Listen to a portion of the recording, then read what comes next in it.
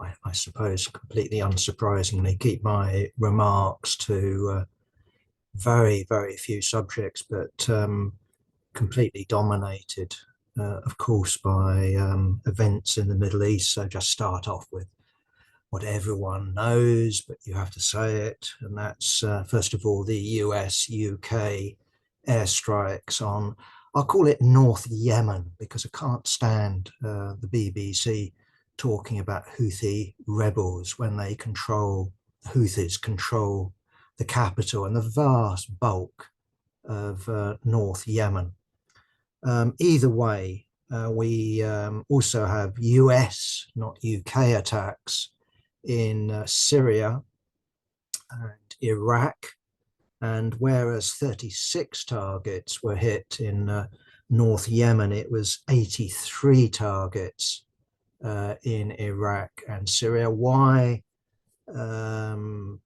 Yemen? Well, this is in revenge for attacks on shipping in the Red Sea. Why the attacks in Syria and Iraq? This is in revenge for the killing of 3 US servicemen in Syria on the border between Syria and Jordan. What are the US forces doing in Syria? Well, this is the result of so-called revolution. This wasn't equivalent, in my view at least, to what happened in Egypt and in various North African countries. Whatever you want to call it, what we had is the extremely quick intervention by Saudi Arabia and other such Gulf states, sort of breakdown of the Syrian state, the rise, amazing rise of Islamic State. But we also had intervention from the United States. And of course, it's not only US troops in Syria. I think there are still something like 800-900 of them, but there's also the residue of the US occupation force in Iraq. And we're told, I've got no reason to doubt it myself, that the attack which killed the US servicemen and various other attacks have been organized by Islamic forces, specifically the Islamic resistance in Iraq that is apparently attached, has got a relationship, and I don't doubt that, with the Revolutionary Guards, with the Quds force that used to be commanded by Soleimani. But I do think, just like I've been saying with the Houthis in North Yemen, that the idea that we should take it for granted that these forces are mere puppets, or as the BBC would say, mere proxies of Iran. I would suspect myself that things are a little bit more complex. In other words, if we look, for example, at Yemen and the Houthis, you've really got to say that they're clearly not made and manufactured, in Tehran. They clearly have their own historic roots, and they also have their own specific constituency and their own specific political ambitions. And if we look at the axis of resistance, it has to be said that the most effective part of it is from Yemen. And of course, what is being reported, at least by the more objective Western media, is that the Houthis have found themselves incredibly popular throughout the Middle East. I can also report that they're incredibly popular with at least sections of the masses on the streets in London, but also they're incredibly popular in Yemen. I've got no way of judging it, but it's interesting. The FT did some sort of report about a popular TikToker from North Yemen who was praising the Houthis. And amongst the more popular press in Britain, they were reporting him as a Houthi. Well, you just look at the guy and you go, no, it's not. And indeed, what the Financial Times was reporting is that, no, he's not a Houthi. He's someone who's popular, on social media.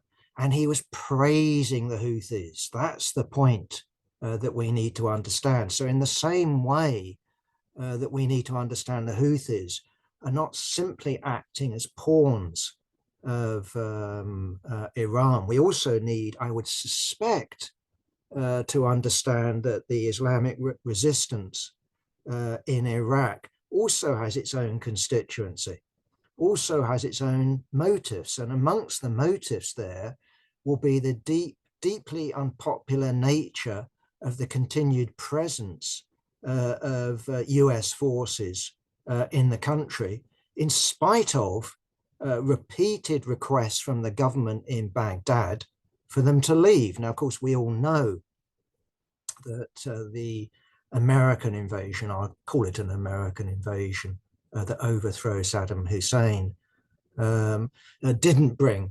Western civilization. It was not a repeat of, what happened in Japan or Germany. It fragmented the country. It brought chaos to the country. It brought mayhem. And in that sense, you can't really talk any longer about Iraq other than a piece of geography, because if we look in the north into Kurdistan, which is disputed, there's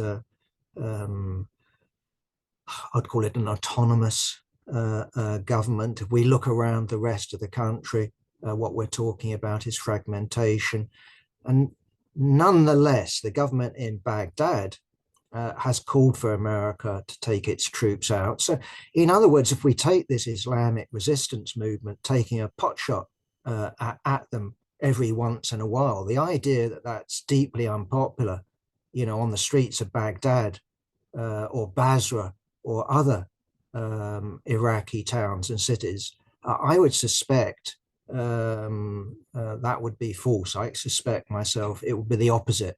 So in the same way that the Houthis undoubtedly have gained in popularity throughout the Middle East and in Yemen itself, I suspect that this particular militia and other militias that have been staging attacks on American forces gain popularity as a result of it. Now, I don't know, whether Iran can simply switch these things off. I think that would be too crude a reading. But we do know that there is pressure on Iran, not so much from the United States, in terms of its threat that next time we will not attack targets in Iraq or Syria, but next time it will be Iran. That's certainly the agenda of the Trumpites in the United States and many other Republicans. But also there's pressure on Iran from China, and China matters to Iran because given US sanctions, given the US attempt to put Iran down, it's China which is Iran's, I suspect, biggest strategic asset. Either way, the idea that the US and Britain has, that if you bomb them, you'll get them to behave, I think is founded. If that is the case, if that's what they believe in, is founded on a wrong intelligence estimate. And indeed, as I've tried to argue, it could produce exactly the opposite effect. In other words, the more you bomb them, the actual stronger they get. So it could have, in other words, from an American point of view, unintended consequences. Okay. Wanted to turn to another aspect of the Middle East crisis, and this is specifically related to Gaza, which I'll touch on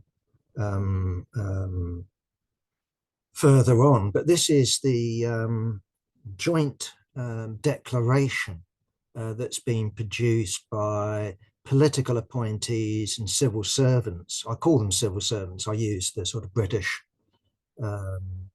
lexicon for these purposes, but it includes people from the United States, people from the EU, people from Germany, people from France, people from Britain, and these there's at least 800 of them. This includes, as I said, political appointees as well as civil servants, and basically the message is that we don't want to be complicit in genocide. We don't want to be complicit in ethnic cleansing. We don't want to be complicit in an alliance with this far right government in Tel Aviv stroke Jerusalem.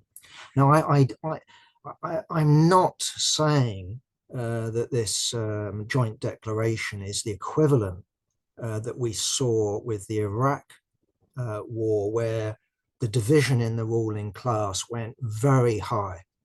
So, for example, in Britain, you take MI6, it clearly wasn't happy with what was going on. And you could go right up into the bureaucracy. And of course, if you take the Labour government at the time, Tony Blair might have been a lapdog, to George Bush.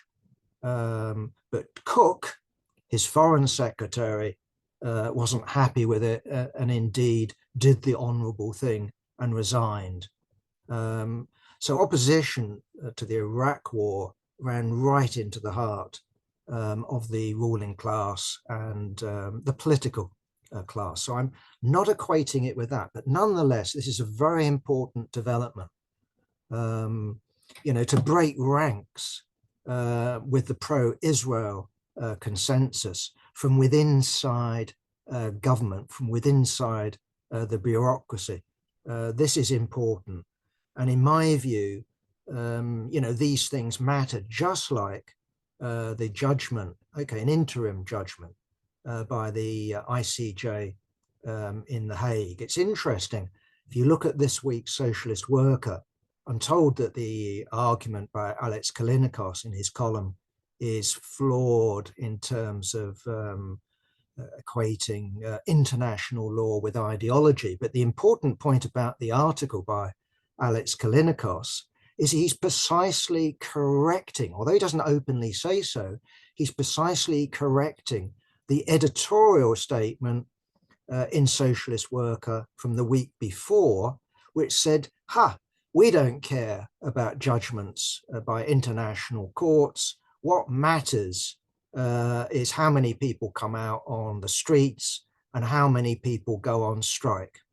And what Alex Kalinikos correctly was arguing is that symbolism matters, and splits in the ruling class and judgments by the International Court of Justice. They can't enforce it. He makes that perfectly clear. That would take them going to the Security Council, and that, of course, would guarantee, at the very least, a US veto and perhaps a British veto. But in terms of its political consequences, what it does, and along with this joint declaration, it delegitimizes Israel's military action. And that is important. And that matters in terms of mass action. And of course, we need to understand that at the end of the day, it's of course not, international courts. It's not civil servants expressing their deep discontent. It's not even, masses of people coming out on the streets, or for that matter, going on strike. The crucial question that we need to confront is really the question of an alternative government. That's the decisive thing. And of course, that's our dilemma, both in the United States and in Britain. I'm not going to go through every other country. But in terms of Britain, of course, if we look at the Labour Party, which has been running high in opinion polls, and we would expect it to win the next round of by-elections, maybe the opinion polls, deflate in the election campaign, who knows? But the point would be that nothing separates Rishi Sunak and Sir Keir when it comes to foreign policy, crucially when it comes to the Middle East, crucially when it comes to Israel, crucially when it comes to Gaza. And the same can be said of the Democrats and the Republicans and the Democrats and the Trumpites. And maybe the Trumpites will be even more gung-ho. And it's certainly true. And again, I wouldn't dismiss it as an irrelevance. These things matter. The sanctioning by the Biden administration of 4 individuals, just 4 individuals, not in Gaza, not in the Israeli Defense Forces, not in the Israeli War Cabinet, not in the Israeli Coalition Cabinet, but on the West Bank. 4 individuals have been sanctioned. I actually listened on Radio 4 to a representative of one of the coalition parties in Netanyahu's government, and I just thought how foolish this individual was. She was basically sneering at Joe Biden, and that seems to be the response from the 4. I read interviews with them, I think, in The Guardian, and they're just turning around and saying, well, I've never been in the United States, don't want to go to the United States. But the point that needs to be made, of course, is if there was a switch off button, maybe it wouldn't be an instant one, but the United States can switch down the Israeli military in a very short time. So not instant, but nonetheless pretty damn quick. So if we look at Joe Biden, yes, he's sanctioned 4 individuals who are thugs, by the way. And not only, I say not only, you would expect them to be thuggish, wouldn't you, against the, the indigenous Palestinian population, but they are thuggish in terms of Israeli citizens, Israeli Jewish citizens that happen to object to their ethnic cleansing operations, their terrorist operations on the West Bank. And what they do, these individuals, see the court cases against them, you see the accusations against them, they took an iron bar, on the body, on the head of anyone who gets in their way. That's the nature of them. But as I said, they put in an individual, I presume chosen individual representing these people up on the BBC, and crowing with arrogance. But as I said, I think foolishly, because the United States could switch off. It could switch off supplying, the £2,000 bunker busters that have been used. It can switch off the artillery shells that are needed. It can switch off the spare parts that are needed to keep F-16s, F-35s flying. As I understand it, for something like for every hour such aircraft fly in the sky, they need something like 10, 11, 12 hours of maintenance. And that's not just greasing the parts, that's putting new, bits and pieces into them, without which they would have to cannibalize other such aircraft. Anyway, my point would be that these splits, while they don't go right to the top, shouldn't be dismissed. Alex Kalinikos is right.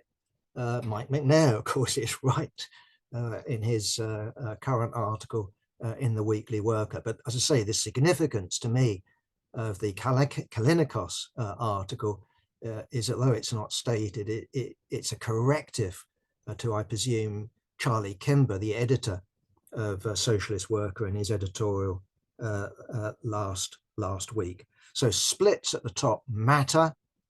And of course, as the Human Rights Watch in the United States has pointed out, and a lot of other observers in the US have pointed out, of course, the sanctioning of these 4 individuals on the West Bank comes as Biden was visiting Michigan.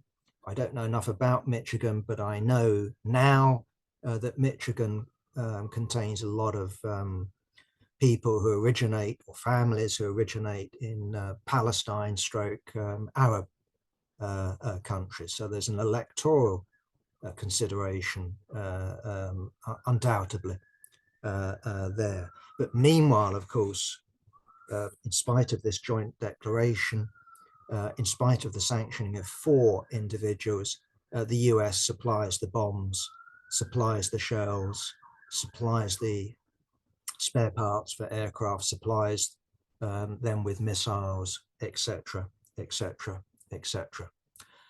Okay, so I was on the, I think it was the 8th national demonstration called by Stop the War Coalition, Palestine Solidarity, Muslim Association of Britain, CND, and whoever.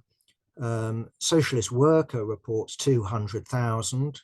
That is considerably down on previous demonstrations. Now, I can't claim to know how many people were on them, other than going, well, I hear what Socialist Worker was saying, and I hear what Stop the War Coalition was saying. And the previous demonstration a few weeks ago was reported at 500,000, and the demonstration before that was 800,000. And I have to confess, while I saw the last demonstration to the very end, that 800,000, I was waiting and waiting and waiting and waiting for the end to appear. And I was so damn tired, I gave up.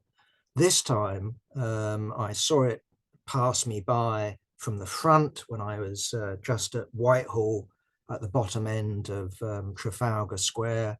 And I blinked to myself when I saw the end. I'm so used in that sense to huge Palestine demonstrations taking hour after hour after hour after hour to pass me by. I looked around and said, is this the end? And it was the end. I have to say that the figures produced by the freebie, the evening freebie called The Standard, I think it's owned by a Russian now, it produced figures that said that the demonstration was 10,000 to begin with. Well, I know what 10,000 looks like, because, you know, that's the sort of size you can almost go up and down the demonstration and count every individual, as opposed to judge things by how many hours it takes to pass you by. Now, it's true the Standard said that the march grew, and it grew from 10,000 at the beginning to 20,000 as it marched into Whitehall. I think it was a bit bigger. I don't know, but it did take hours. So yes, down. Why down? I do think that there's a sort of, well, we demonstrated last time, we demonstrated the time before. What impact has it made? We're still angry. And it's good that Stop the War Coalition and other comrades are going for things like workplace protests, going for protests by school students and staff. That's excellent. And I have to say that that is a good thing to do. It's a good thing to have local demonstrations, local committees. It's a good idea to put pressure on local government, whatever the law says, pass resolutions, do whatever you can. But we come back again to the problem of Stop the War Coalition and other such forces, is that what is completely lacking at the moment is any sort of viable alternative to Keir Starmer, let alone obviously to Rishi Sunak. Rishi Sunak has got an alternative, and it's called Keir Starmer. Just politically, it is no alternative. And if we look at the Labour Party, well, as I said, it's not just a question that it mirrors the Tories. Look at its internal regime, because we had Kate Osnamore, MP, getting up in Parliament. This is as the bourgeoisie, as the great and the good mark International Holocaust Memorial Day, and they all make their speeches, and of course they all have a political edge at the moment, and quite rightly she gave it a political edge. And she linked, not in a direct sense, she didn't say that the mass extermination of Jews between 41 and 45 is exactly what is going on in Gaza. That would be a nonsense. There are no extermination camps. There are no trains, being diverted in order to take people to death camps. No, of course not. But she linked that particular genocide to what happened in Cambodia, where something like, who knows the exact figure, something like a third of the population was wiped out by the Khmer Rouge government, which then ended up, should never be forgotten, backed by not only China, but by the United States. They retained their UN seat, but also other examples. And she named Rwanda, and I think less convincingly Bosnia. But she mentioned Gaza. And then tragedy, because there were protests from both the Labour Party and other, she apologized. Why apologize? She apologized because she offended some people. Well, I'm sorry. What on earth? Can you imagine a situation? I'm not drawing any direct power, but imagine someone, who was cursing the Nazis, cursing the SS, cursing this death system, and it upset a Nazi. Would you even dream of apologizing?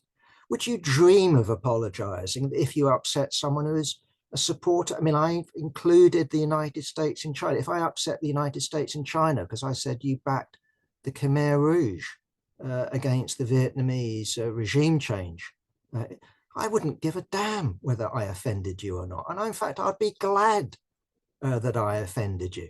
So what on earth are you doing apologizing? And we know now, we've known from the beginning, from the very, very, very beginning, you do not apologize to these people. It makes no difference. And what it does, it sets up the next victim. And I remember this, in this online communist forum, I see we have a certain Stan Keeble. And I remember him being done at work by a combination of the BBC and the Labour Party and the Tory Party. And there was a temptation. I remember we debated it. I don't know whether he did it or not. I hope not. He should apologize. He didn't mean to offend anyone. Well, he told the truth. He told the truth about the Nazis and the Zionists in the 1930s. What's the truth? The truth should be told. And if it upsets someone, let them be upset. But of course, what happened to Kate is she's suspended. And what that means in the Labour Party today is that, given this is now almost certainly, freaky something, an election year, she will not be an MP. She will not be a Labour candidate. And that's been made clear. So all of the rest of them, all the rest of the so-called socialist campaign group now are basically under threat. You speak your mind, you come out against the possibility of genocide in Gaza, you protest about ethnic cleansing of what? 2 million people? Is it 2 million plus now? The death of 25,000? You protest about that? You lose your position as an MP. So what's the use of you, though, as an MP, is under these conditions you keep your mouth shut? What's the use of you? You're completely useless, because if you don't in Parliament, express your opposition to this, what it makes you is complicit. You know, you're not going to get killed. It's just your career. Yes, you might lose your, is it £86,000 salary, whatever the damned sum is? You might lose that. That's true. But people are dying, and the possibility is there that the number of the deaths will go up incredibly rapidly. Why they haven't so far, I almost don't understand. But this is clearly a situation of where we're on the cusp of deaths on an unimaginable scale, given that we're only talking about a population in Gaza, what, 2.2, 2.3 million. Already the death toll per capita, per head, per thousand, you know, is higher, you know, than what London or even German cities suffered in World War II. And of course, as I've argued previously, you know, what's happening is that terms are being redefined. The best place, by the way, to see this redefinition that's going on under our noses is to read the Telegraph. I love reading the Telegraph at the moment, because every time I read a story about anti-Semitism, I go, this isn't really going to be a story about anti-Semitism. It's a story about what you call anti-Semitism.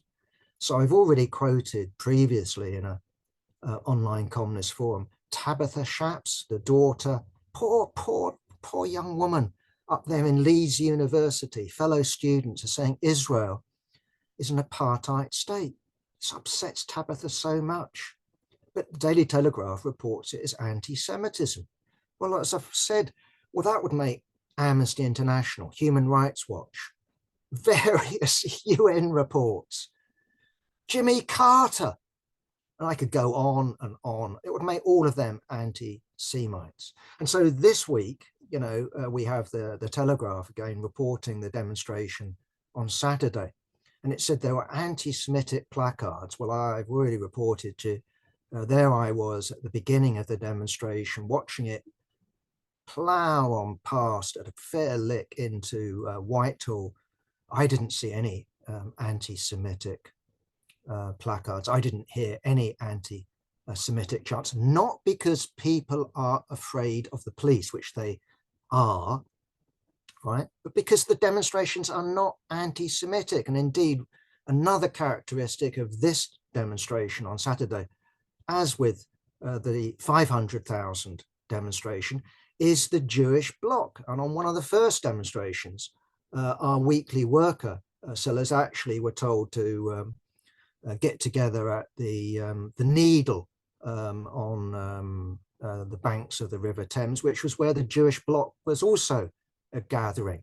And are these people met with boos and sneers? And no, they're clapped to the rafters. And of course, it changes people's mentality. People who take it for granted, you know, the Israeli propaganda that Israel is the state of all Jews, this is brought into question. So of course there are anti-Semitic instances as a result of Israeli propaganda. You can hear about them. In my area, which, as I said previously, is a particularly Jewish area. So for example, I haven't seen it in a local paper, someone was just telling me about it. I would say someone who was a bit mentally disturbed was going around with a knife in up the road in Finchley, asking people who evidently look like Jews what their view of what's going on in Gaza was. Well, when you're waving about a knife, you know, this wasn't a friendly inquiry, but I don't know. But these things will happen, right?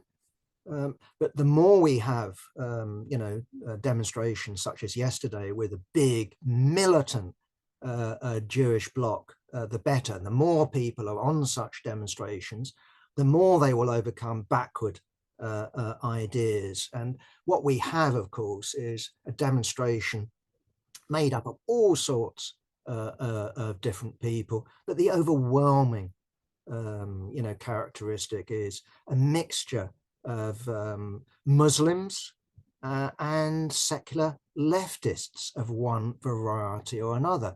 And this is clearly politicizing the Muslim population in London, but also in Britain, and I would argue wider afield as well. So anyway, getting back to my Daily Telegraph, went right round the circles there, didn't I? Okay, this is quote, this is from Telegraph. This is the placard that they were defining as anti-Semitic. Maybe I'm an anti-Semite. BBC is an arm of the Zionist propaganda machine. I'm sorry, I listen to the BBC, I listen to the news, and I go every time the word Hamas is mentioned, we hear the BBC saying this is defined as a terrorist organization by lots of governments, including the British. No criticism of that, by the way. What we have is Houthi rebels. What we have is a discourse that is totally depicting Israel as the victim. What we have, is grieving Israelis. And I know the BBC, of course, will be under constraints. So who wants to send journalists into Gaza at the present time? But there should be no excuse for the BBC's supposed even-handedness, because it isn't actually even-handed. It doesn't question Israel's right to exist as a Zionist state. It doesn't question at all this whole witch hunt in the Labour Party. Indeed, as I've indicated, it was the BBC, along with Tory and Labour, and not just right-wing Labour, but mainstream Labour politicians who were responsible for witch hunting Stan Keeble, and have been responsible for the witch hunt directed at the Corbyn leadership, but with thousands of Labour Party victims, to the point where we get the previous Home Secretary denouncing one of the biggest marches in British history as a hate march. And I presume it's the hate march because it hates Jews. This is a big lie. And that is something that the BBC, if it was anything to do remotely with honest journalism, would be exposing. But no, the BBC is complicit in this. Who can forget that dreadful Panorama program, that was just full of nonsense about the Labour Party, containing, anti-Semites around every corner. Anyway, moving on, just wanted to look very briefly at the military situation, because Israel announced at the beginning of its, I'll call it special military operation on Gaza, its ethnic cleansing of Gaza, that it would begin in the north and it would move south. And it told people to leave Gaza City, and they went to Khan Yunis. And now it's telling people to leave Khan Yunis, because Israel is saying we're now going to be doing the ground operation. We're now going to get rid of Hamas. What it means by getting rid of Hamas is getting rid of the Palestinian people. That's what it meant in Gaza City. That's what it means in Khan Yunis. And stage 3 of this military operation is going to be Rafah. And where do people go? Does Israel say go south?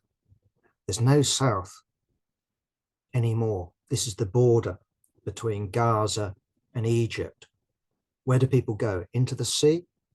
No, I don't know. I mean, I literally don't know. You heard at the beginning of this operation, a lot of Palestinians, and I understand why, because of good historical reasons that will be thoroughly internalized in every Palestinian individual. You don't leave, because look what happened. Look what happened in 48. But when you starve people, when you deny them water, when you deny them medicines, when you deny them proper sanitation, when they have no choice, and you open that border, it wouldn't surprise me if tens and hundreds of thousands of people flooded over. And I think that's clearly one of the options that Israel is working towards. The other options I just think are too horrific to imagine, and that's just mass deaths from disease. Does America act under those circumstances? I don't know. I mean, I literally don't know. You would have thought that the political pressure would become too much, and not just because of Michigan, but because of what will go on, I would hope, and I believe, what will go on in Cairo, Alexandria, Amman, Beirut, you name it, the Arab Street, what would go on in Saudi Arabia, just the pressure from the Arab masses, as well as demonstrations in London, Berlin, Paris, wherever, New York, Washington. One would hope that that would be the case, but who knows? Who knows? So this is why we've warned in our CPGB thesis that at least militarily, that seems to be what Israel is aiming at, pushing people over the border. But as I said, maybe Israel is content to see people die of disease on a mass scale, and just says nothing to do with us. Well, it is to do with them. And if you stand by and deny people food, deny people medicine, deny people proper sanitation, when you have the power, then you are complicit. And indeed, that's what the ICJ has ruled, that there is a danger of that. And, Israeli ministers, Israeli generals, Israeli privates can therefore make themselves vulnerable to charges of being complicit in genocide, which would also make, as I understand it, those that are facilitating that complicit in genocide, and therefore Keir Starmer, Rishi Sunak, Joe Biden, etc., etc., etc. Okay. Just wanted now to move things. What's the time? 43. So I need to be coming to a close. I thought it was worthwhile taking up Comrade Steve Freeman in the Weekly Workers' Letters column this week. Thank you. I know you're not here at the moment, Steve, but thanks for the contribution. It's useful. I like debate. We in the CPGB like debate, and I hope it provokes letters in the Weekly Worker this week. Basically, the comrade argues that there's only two alternatives to what's going on at the present time in Israel, Palestine, and that's either a two-state solution, which he rightly dismisses as delusional. This is something that's pushed by the United States, I think completely hypocritical, like it, two states. How many decades have we heard that from the United States? But nothing has happened. Yes, we've got a Bantustan on the West Bank. We've got this open prison, this reservation that's called Gaza. But the two-state being pushed by the United States, British government, EU. No, yes, you're right, Steve. It's delusional. It's a cruel trick. It should also be added, though, that it's not only pushed by the United States, it's also pushed by official communism, and it's also pushed by various forces within Palestine, including the official Communist Party. So not quite just international imperialism, but the point nonetheless is made. And the only other alternative, the comrade says, is a one-state solution. And what he specifically says is a federal Republic of Israel and Palestine. And he describes the present-day Israel as a 2080 nation. I am getting my terms right. I'm choosing my terms correctly and accurately. This is profoundly wrong. It's true that as a state, Israel contains a 20% Arab minority who have second-class rights and all the rest of it. Has an 80% Jewish Hebrew majority. That's correct. But what you have is two nations. Two nations. and the Arabs in Israel are of the same nation as those on the West Bank and Gaza. They're not separate.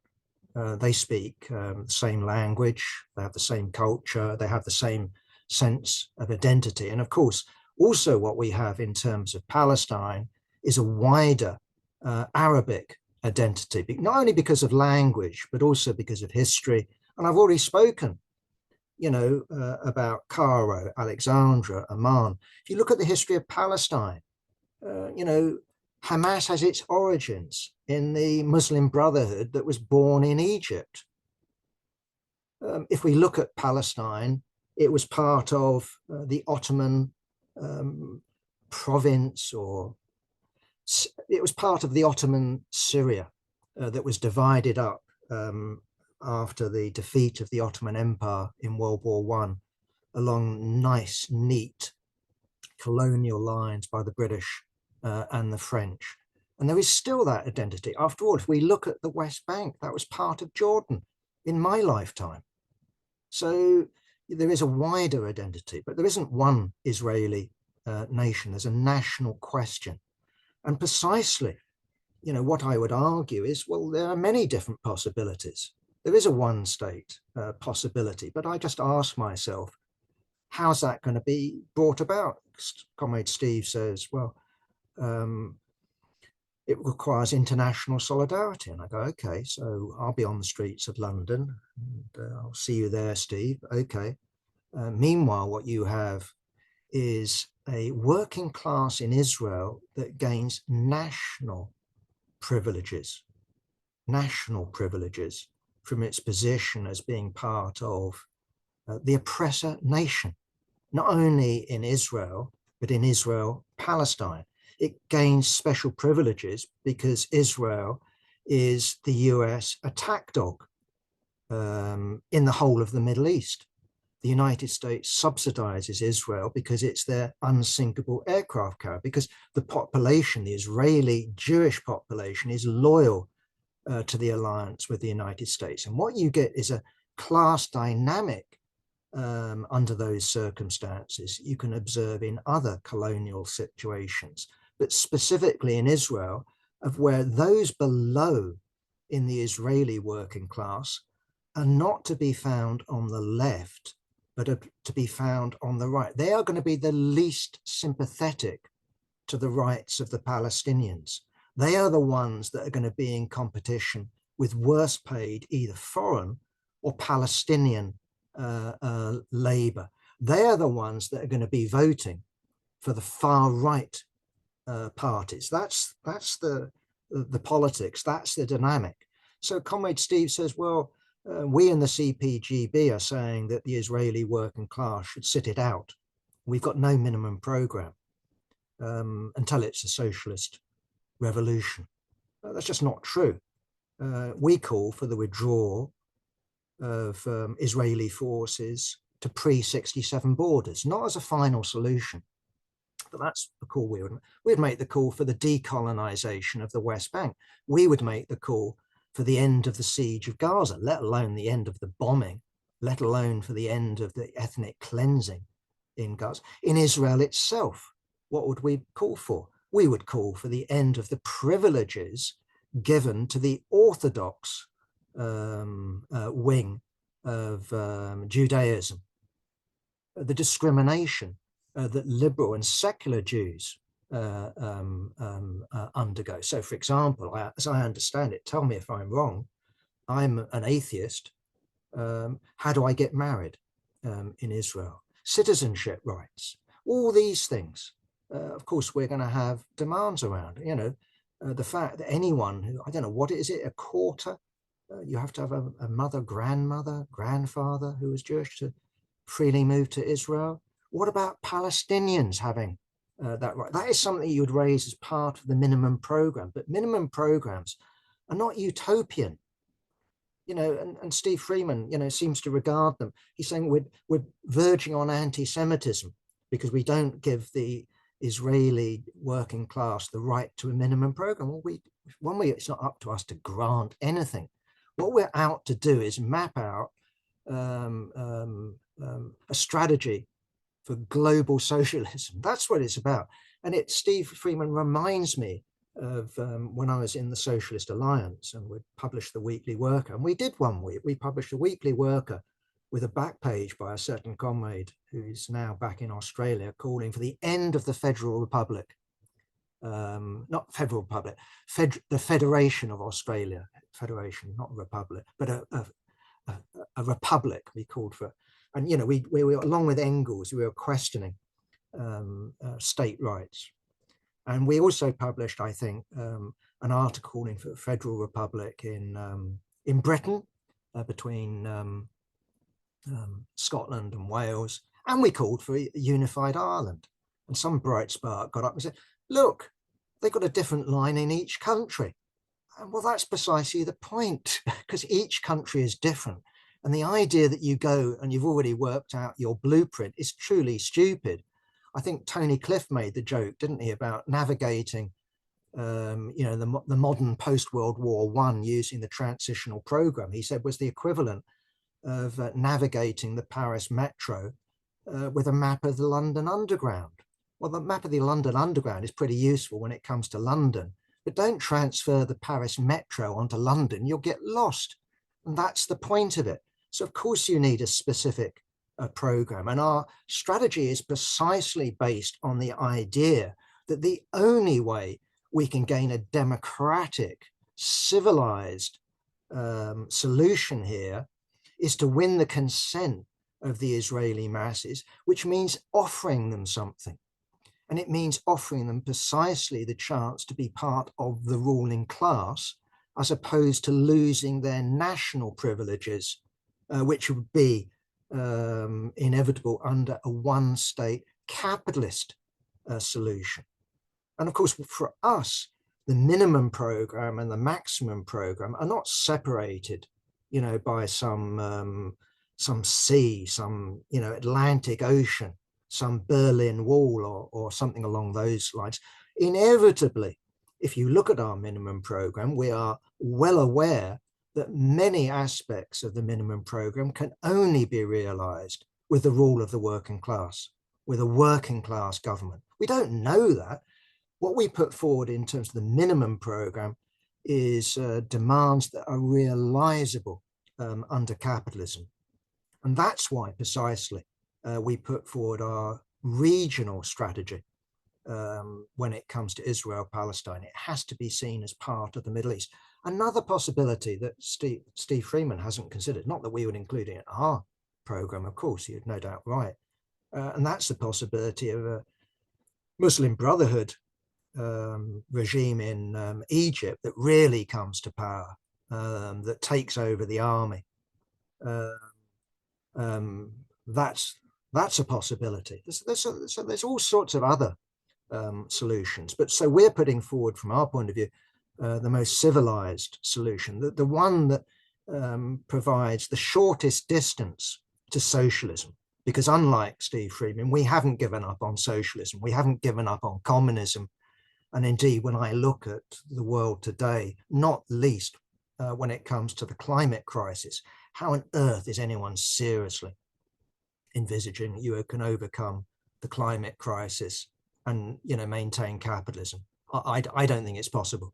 I think even if capitalism remains in power, sort of, you've got to overcome capitalism. You've got to have something equivalent to, you know, Krieg Socialismus. The profit motive has to be overcome, even if it's by sections of the capitalist state. So you end up with some sort of freaky society, but you cannot overcome the climate crisis with capitalism. And I can say that. And it doesn't mean I've given up on minimum demands when it comes to the climate question.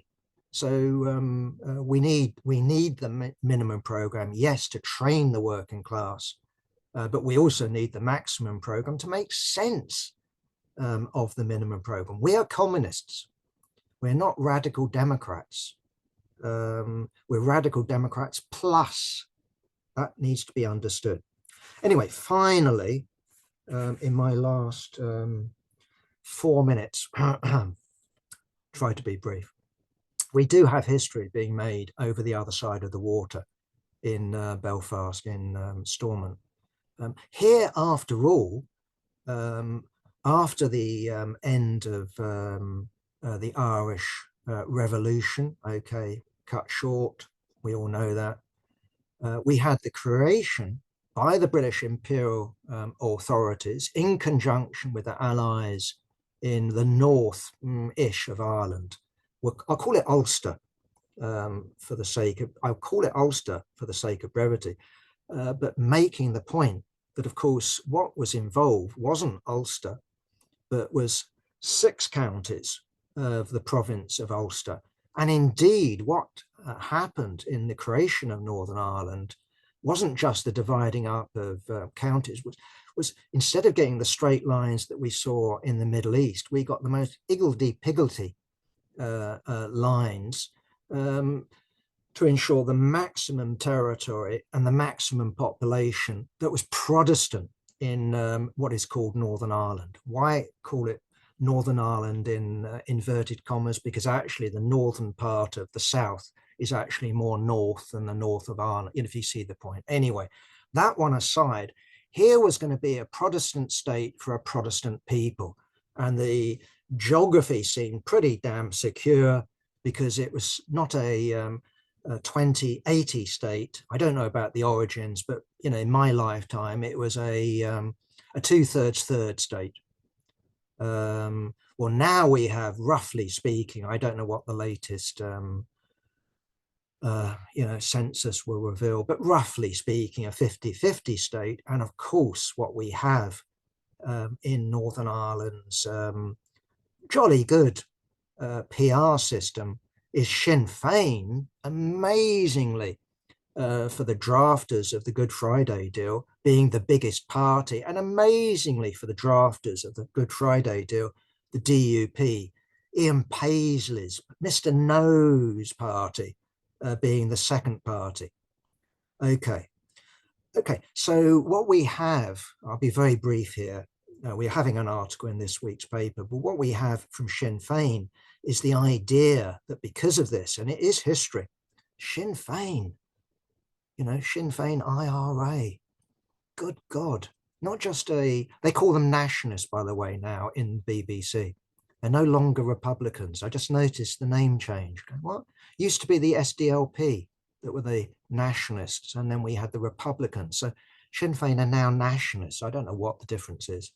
Either way, what we have is Michelle O'Neill and other Sinn Féiners saying that a united Ireland is now in their grasp. I'm very, very skeptical. So yes, history has been made. We have a Sinn Féin First Minister. Okay, we have a deputy who's DUP. And it does seem, that there you are. What's it going to take? Well, it used to be maybe a few weeks ago, maybe a few months ago, that sort of made sense. I'm not going to push it because I don't think it does. But if you look back at opinion polls in the South, in October, Sinn Féin was running way ahead of the two mainstream constitutional Republicans. I don't know what the right name is. Either way, the parties that come from the original Sinn Féin, Fianna Fáil and Fine Gael. Sinn Féin had 32% of the projected vote. Well, since then, into November, that went down to 29%.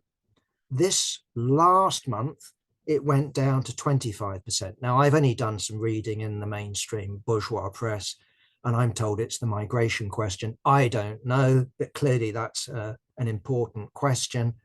I don't know who's benefited from the decline of Sinn Féin. It's not people before profit. They're on 3%. That was my reading of the last poll.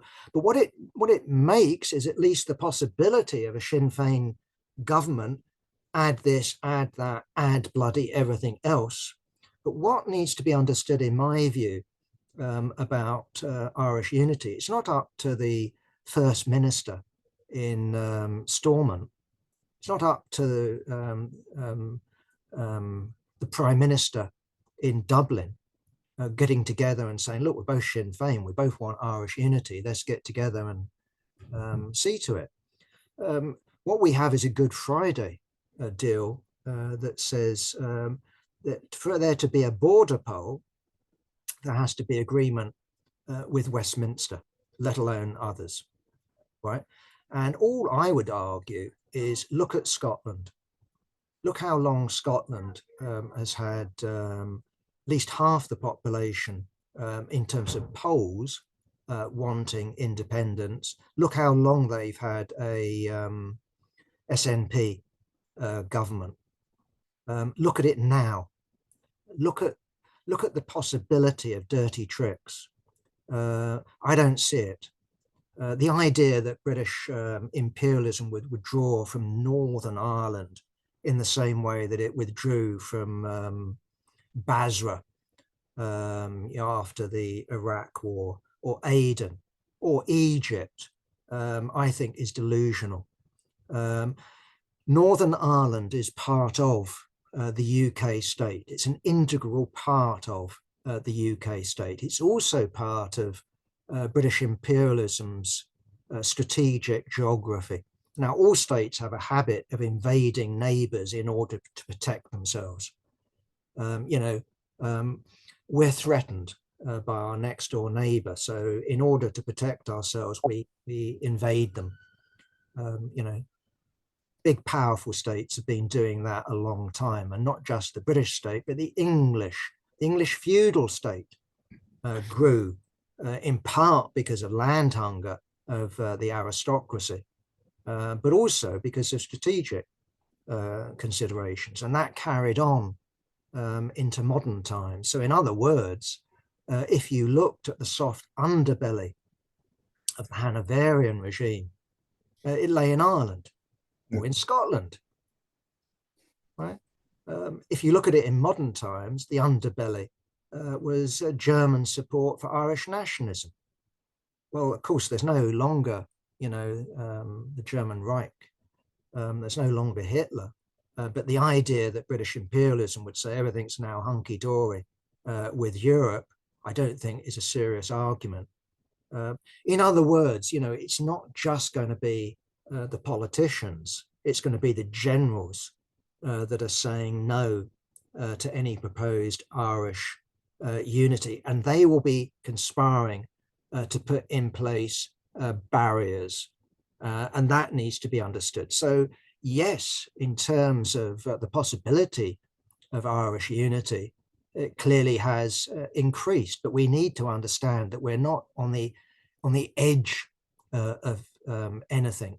And as I said, there were only a short time ago that thought that it was automatic that Scotland, within a couple of years, would be independent. All it would take is a Nicola Sturgeon illegal referendum, or persuading the government in Westminster to have a legal referendum, and it would all be over, other than divvying out the national debt and the army. I don't think so. I think the British government will fight tooth and claw when it comes to preventing Irish unity, in the same way that it will fight tooth and claw to prevent the breakup of Great Britain.